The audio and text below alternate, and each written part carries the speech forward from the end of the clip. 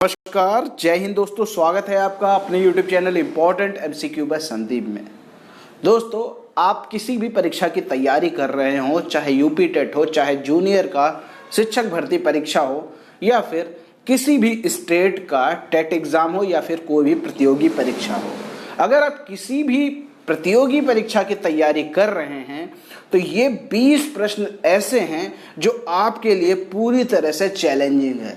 अगर इन 20 प्रश्नों में आपने 15 प्रश्नों के जवाब भी सही दे दिए तो ये मान के चलिए कि आपकी तैयारी काफ़ी अच्छी चल रही है। ये जितने भी क्वेश्चन हैं सभी भूगोल से संबंधित हैं, तो अगर आपने इन भूगोल के 20 प्रश्नों में से 15 प्रश्नों के भी उत्तर सही दे दिए तो ये मान के चलिए आपकी तैयारी अच्छी चल रही है। और अगर आप 10 प्रश्नों से कम प्रश्नों के उत्तर सही देते हैं तो ये मान के चलिए आपको अभी और ज़्यादा तैयारी करने की ज़रूरत है। तो चलिए शुरू करते हैं आज का वीडियो। इन प्रश्नों के साथ साथ मैं आपको उत्तर भी बताऊंगा और इनसे संबंधित फैक्ट्स भी बताता चलूंगा ताकि आपको सारे प्रश्न क्लियर भी हो जाए। शुरू करते हैं आज का वीडियो को शुरू करने से पहले एक निवेदन है, अगर आपने अभी तक चैनल को सब्सक्राइब नहीं किया है तो चैनल को सब्सक्राइब कर लीजिए और घंटे का निशान जरूर दबा लीजिए ताकि ऐसे ही वीडियो आपको लगातार मिलते रहे। यहां पर जो आपके सामने पहला प्रश्न है, गोदावरी नदी कहां से निकलती है? गोदावरी नदी कहां से निकलती है? आपके सामने 4 ऑप्शन हैं, सतपुड़ा श्रेणी, मैकाल पर्वत, सह्याद्री और विंध्य पर्वत। तो यहां पे आपके सामने 4 ऑप्शन दे रखे हैं। गोदावरी नदी कहां से निकलती है नीचे कमेंट में बता दीजिए, और लास्ट में आपको यह भी बताना है कि इन 20 प्रश्नों में से आपके कितने प्रश्न सही हुए। तो जो गोदावरी नदी है वो यहाँ पर इसका सही आंसर होगा सह्याद्री। सह्याद्री से निकलती है, सह्याद्री से यानी त्रयंबकम पहाड़ी से निकलती है जो कि महाराष्ट्र के नासिक जिले में है। बात करें गोदावरी नदी का एक और नाम भी है, अगर आपको वो नाम मालूम है तो नीचे कमेंट में बताइए। गोदावरी का दूसरा नाम है दक्षिण गंगा। कभी कभी ऑप्शन में पूछ लिया जाता है, प्रश्न पूछ लिया जाता है कि गोदावरी का दूसरा नाम क्या है, आपके सामने 4 ऑप्शन दे देंगे तो वहां पर जो सही उत्तर होगा दक्षिण गंगा। ठीक है, दक्षिण गंगा गोदावरी नदी का दूसरा नाम है। आगे देखते हैं, अगला प्रश्न है, यमुना नदी की 3 महत्वपूर्ण सहायक नदियां कौन कौन सी हैं? यमुना नदी की 3 महत्वपूर्ण सहायक नदियां कौन कौन सी है? अगर आपको सही जवाब आता है तो नीचे कमेंट में बताइए। चंबल केन बेतवा, सोन बेतवा केन, चंबल सोन केन, या फिर कोई नहीं। तो यहाँ पर कौन सा ऑप्शन सही होगा? यहाँ पर ऑप्शन सही होगा चंबल केन बेतवा। यमुना नदी की 3 महत्वपूर्ण सहायक नदियां हैं, चंबल केन बेतवा। अगला प्रश्न देखिए, यहाँ पर कौन सी नदी सतपुड़ा और विंध्याचल के बीच बहती है? सतपुड़ा और विंध्याचल के बीच कौन सी नदी बहती है? नर्मदा, ताप्ती, महानदी, या फिर सोन? कौन सा ऑप्शन सही है? यहाँ पर सतपुड़ा और विंध्याचल के बीच में कौन सी नदी बहती है? नीचे कमेंट में बताइए कौन सी नदी बहती है। तो सतपुड़ा और विंध्याचल के बीच में नर्मदा नदी बहती है।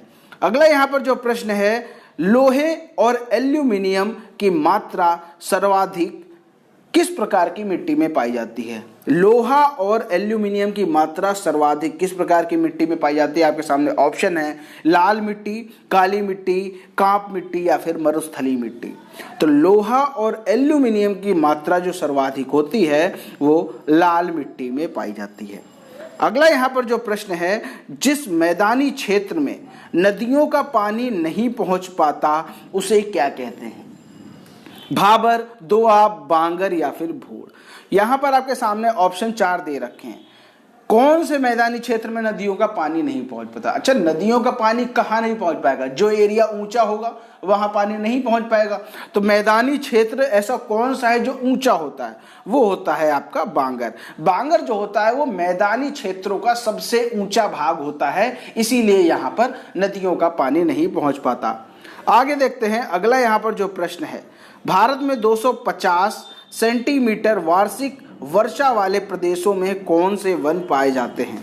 ये आपको बताना है। तो भारत में जहां पर 250 सेंटीमीटर वार्षिक वर्षा होती है वहां पर कौन से वन पाए जाते हैं? ज्वारीय वन, उष्णकटिबंधीय वन, पर्णपाती वन, या फिर मानसूनी वन। तो यहाँ पर 250 सेंटीमीटर वार्षिक वर्षा वाले प्रदेश हैं, वहाँ पर उष्णकटिबंधीय सदाबहार वन पाए जाते हैं। अगला यहाँ पर जो प्रश्न है, मलेरिया की दवा कुनैन किस वृक्ष से बनाई जाती है? जो कुनैन होती है वो किस वृक्ष से बनाई जाती है? इस प्रश्न का उत्तर मुझे मालूम है कि 90% लोगों को पता होगा। इसका जो सही उत्तर होगा वो होगा सिनकोना। सिनकोना से कुनैन बनाई जाती है। अगला प्रश्न यहाँ पर है आपके सामने, कौन सी फसल खरीफ की फसल नहीं है? खरीफ की फसल कौन सी नहीं है ये आपको बताना है। कपास, मटर, मक्का, बाजरा। तो खरीफ की फसल कौन सी नहीं है ये आपको बतानी है। तो खरीफ की फसल कौन सी नहीं है? मटर नहीं है। अगर हम इसके कुछ एग्जाम्पल्स देखें, खरीफ की फसलों के कुछ उदाहरण दे रखे हैं आपके सामने। धान, मक्का, ज्वार, बाजरा, मूंगफली, गन्ना, सोयाबीन, उड़द, तुअर, कुल्थी, जूट, सन, कपास इत्यादि। ये सब कौन सी फसल हैं? ये सब खरीफ की फसल। अगला यहाँ पर जो प्रश्न है, कौन सी फसल नाइट्रोजन स्थिरीकरण में सहायक होती है? नाइट्रोजन स्थिरीकरण में सहायक कौन सी होती? चावल, दालें, गेहूं या फिर मक्का? तो आपको पता होना चाहिए जो दलहनी फसलें होती हैं जैसे चना, मटर वगैरह, ये सब नाइट्रोजन स्थिरीकरण में सहायक होती हैं। तो यहाँ पर ऑप्शन आपका सही हो जाएगा दालें। अगला यहाँ पर जो प्रश्न है, निम्न में से तांबा उत्पादक राज्यों का समूह है, यानी कौन से राज्य तांबा उत्पादन करते हैं? आपके सामने 4 ऑप्शन दे रखे हैं। तो यहाँ पर हम आपको सीधा फोकस्ड आंसर बताते हैं। आप नीचे कमेंट में बता दीजिए कि तांबा उत्पादक राज्य कौन कौन से हैं। तो यहाँ पर मैं आपको आंसर इसका बता देता हूँ। झारखंड, मध्य प्रदेश, राजस्थान, गुजरात, कर्नाटक, ये तांबा उत्पादक राज्य हैं। अगला यहाँ पर जो प्रश्न है, भारत के स्थलाकृतिक मानचित्र कौन बनाता है? तो यहाँ पर आपके सामने 4 ऑप्शन है। Geological survey of India, survey of India, रक्षा मंत्रालय या जियोग्राफिकल सर्वे ऑफ इंडिया। तो यहाँ पर स्थलाकृतिक मानचित्र की बात जब होगी तो यहाँ पर सही उत्तर होगा सर्वे of India. Survey of India की जो स्थापना हुई थी 1767 में हुई थी, याद रख लीजिए। अगला यहाँ पर जो प्रश्न है, एंथ्रासाइट बिटुमिनस लिग्नाइट पीट किस खनिज का वर्गीकरण है? आपके सामने 4 ऑप्शन है। लोहा, मैग्नीज, कोयला या फिर हीरा। जो एंथ्रासाइट बिटुमिनस लिग्नाइट पीट, ये किसके उदाहरण है, किस खनिज का वर्गीकरण है? तो ये आपके कोयला के वर्गीकरण है। क्लियर हो गई बात। आगे देखते हैं। अगला यहाँ पर जो प्रश्न है, कौन सा शहर वायुयान निर्माण उद्योग के लिए महत्वपूर्ण नहीं है?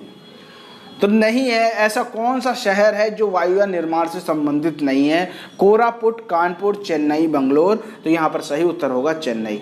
चेन्नई वायुयान निर्माण से संबंधित नहीं। भारत में बढ़िया श्रेणी का संगमरमर किस स्थान से निकाला जाता है? बहुत बढ़िया श्रेणी का संगमरमर किस स्थान से निकाला जाता है? बीकानेर, जोधपुर, पन्ना या फिर मकराना। ये जो पन्ना है ये हीरा के लिए प्रसिद्ध है, याद रखिएगा। यहाँ पर जो सही उत्तर होगा, जहाँ पर सबसे बढ़िया श्रेणी का संगमरमर निकाला जाता है, मकराना। अगला यहाँ पर जो प्रश्न है, सीमेंट उद्योग की स्थापना के लिए किस कच्चे माल की उपस्थिति सर्वाधिक प्रभावी होती है? कौन सा कच्चा माल चाहिए सीमेंट उद्योग की स्थापना के लिए? तो वो आपके सामने 4 ऑप्शन है। चूना पत्थर, मैग्नीज, जिप्सम या फिर कोई नहीं। तो यहाँ पर सही उत्तर होगा चूना। अगला प्रश्न है, जनसंख्या के आधार पर सबसे छोटा राज्य कौन सा है? आपके सामने 4 ऑप्शन है। मेघालय, मणिपुर, सिक्किम, नागालैंड। यानी कौन से राज्य की जनसंख्या सबसे कम है? तो वो राज्य है आपका सिक्किम। सिक्किम की जो जनसंख्या है वो लगभग 6 लाख के आसपास है। ठीक है, ये चीज समझ गया। अब यहाँ पर एक और प्रश्न उठता है कि पूरे भारत में, चाहे वो राज्य हो चाहे वो केंद्र शासित प्रदेश हो, अब कौन सी राज्य की जनसंख्या सबसे कम है? तो वो है आपका लक्षद्वीप। ठीक है, लक्षद्वीप की जनसंख्या सबसे कम है, लगभग 64,000 के आसपास जनसंख्या इसकी। ये चीज क्लियर हो गई। आगे देखते हैं। अगला प्रश्न है, भारत में नगरीकरण का प्रतिशत सबसे अधिक कहाँ है? आपके सामने 4 ऑप्शन है। तमिलनाडु, महाराष्ट्र, पंजाब, गुजरात। देखो यहाँ पर इन 4 ऑप्शन में आपको बताना है कि किसका नगरीकरण सर्वाधिक है। अब आप ये ऑप्शन देख के कहेंगे कि तो इसमें से ऑप्शन ही नहीं है जिसका नगरीकरण का प्रतिशत सर्वाधिक है, वो ऑप्शन ही यहाँ नहीं है। बिल्कुल सही, वो ऑप्शन यहाँ पर नहीं है। लेकिन यहाँ पर इन 4 में से आपको बताना है कि नगरीकरण का प्रतिशत इन 4 में से किसका सर्वाधिक है। तमिलनाडु, महाराष्ट्र, पंजाब या फिर गुजरात। देखो सबसे पहले हम बता दें कि भारत में सर्वाधिक नगरीकरण का प्रतिशत किसका है? गोवा का है। ठीक है, देखो सर्वाधिक नगरीकरण होना और सर्वाधिक नगरीकरण का प्रतिशत होना दोनों अलग अलग बातें हैं। ठीक है, इसके बारे में डिटेल में कभी और चर्चा करेंगे, लेकिन ये चीज बता दूं दोनों अलग अलग चीजें। तो सर्वाधिक नगरीकरण का जो प्रतिशत है वो गोवा का है। वो कितना होगा? वो लगभग 62.17% है। ठीक है, ये है गोवा का, सबसे ज्यादा है पूरे भारत में। अब यहाँ पर इन 4 ऑप्शन की बात करें, इन 4 ऑप्शन में सबसे ज्यादा किसका है? तो वो है तमिलनाडु का। तमिलनाडु का कितना है? लगभग 48.45। ठीक, और उसके बाद किसका है? महाराष्ट्र का लगभग 45.23, और गुजरात का जो है वो है 42.58। ठीक है, अगर बात करें इनकी सीरियल की, नंबर 1 पर आता है गोवा, ठीक है, नंबर 2 पर आता है मिजोरम, नंबर 3 पे आता है तमिलनाडु, नंबर 4 पे आता है महाराष्ट्र, नंबर 5 पे आता है गुजरात। क्लियर हो गई बात? आगे देखते हैं। अगला यहाँ पर जो प्रश्न है, भारत में सूती वस्त्र के सर्वाधिक कारखाने किस राज्य में हैं? मध्य प्रदेश, पंजाब, महाराष्ट्र या फिर गुजरात? तो यहाँ पर गुजरात। यहाँ पर जो सर्वाधिक सूती वस्त्र का उत्पादन है वो अहमदाबाद में होता है। गुजरात की भी अगर बात करें तो गुजरात के अंदर अहमदाबाद में। क्लियर हो गई बात? आगे देखते हैं, बिजली से चलने वाले रेल इंजन का निर्माण किस शहर में किया जाता है? यहाँ पर आपके सामने 4 ऑप्शन दे रखे हैं, दुर्गापुर, जमशेदपुर, भोपाल, हरिद्वार। देखो यहाँ पर बिजली से चलने वाले रेल इंजन कहाँ कहाँ बनते हैं? देखो चितरंजन में बनते हैं, जो कि पश्चिम बंगाल में है। ठीक है, और एक संस्था है BHEL, Bharat heavy electricals limited, ये भोपाल में है और ये रेल इंजन से संबंधित बनाती है। क्लियर हो गई बात? आगे देखते हैं। अगला जो प्रश्न है, शांत घाटी परियोजना किस राज्य में स्थापित की गई है? कर्नाटक, केरल, महाराष्ट्र, आंध्र प्रदेश? तो इसका जो सही उत्तर होगा केरल। शांत घाटी परियोजना कहाँ स्थित है? वो केरल में स्थित है। तो इस तरह आपने देखे, यहाँ पर हमने 20 प्रश्न, 20 चैलेंजिंग प्रश्न भूगोल के करवाए। अब इसमें आपको कितने आते थे हमें नीचे कमेंट में जरूर बताएं, ताकि हम सभी को ये पता चले कि आपको कितने प्रश्नों के उत्तर यहाँ पर आते थे, कितने प्रश्नों के उत्तर आपके सही हुए, और साथ ही साथ आपको ये भी पता चल जाएगा कि आपकी भूगोल की तैयारी आखिर है कितनी। देखिए यहाँ पर तो मैंने बहुत छोटे से लेवल का क्वेश्चन पेपर ये तैयार किया, इससे भी बड़े बड़े लेवल के क्वेश्चन मैं तैयार करूंगा आने वाले वीडियोस में। तो इसमें आपके कितने नंबर आए नीचे में कमेंट में जरूर बताइएगा, और ये प्रश्न आपको कैसे लगे ये भी हमें नीचे कमेंट में बताइए, ताकि हम इसी से संबंधित और भी वीडियोस आपको बताते रहें। दोस्तों, आपको मालूम है जूनियर की तैयारी चल रही है इस समय, यूपी टेट, सी टेट और जितने भी अदर स्टेट के टेट हैं उनकी भी तैयारी चल रही है, और प्रतियोगी परीक्षा की जो भी संबंधित क्वेश्चन है वो भी मैं लगातार आपको इस वीडियो के माध्यम से देता रहूंगा।